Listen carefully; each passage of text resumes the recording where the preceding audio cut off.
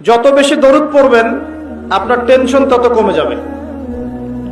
ফজিলত শোনেন, যত বেশি দরুদ পড়বেন আপনার টেনশন দুশ্চিন্তা তত কমে যাবে। যত বেশি দরুদ পড়বেন আল্লাহ তত রহম করবে আপনাকে, আপনার গুনাহ তত মাফ হবে, আপনার নেকির পাল্লা তত ভারী হবে এবং মুহাম্মদ সাল্লাল্লাহু আলাইহি ওয়াসাল্লামের সুন্নতের উপর আমল করা আপনার জন্য সহজ হবে। আর সবচেয়ে বড় কথা, কিয়ামতের দিন আপনার পক্ষে নবী সাল্লাল্লাহু আলাইহি ওয়াসাল্লাম স্বয়ং সুপারিশ করবেন ইনশাআল্লাহ, যদি আপনি বেশি বেশি দরুদ পড়তে পারেন। কমপক্ষে সকালে 10 বার এবং সন্ধ্যায় 10 বার পড়বেন আল্লাহুম্মা সাল্লি ওয়া সাল্লিম আলা নবিয়িনা মুহাম্মদ। আমি 3টা দরুদ পড়তে উৎসাহিত করি।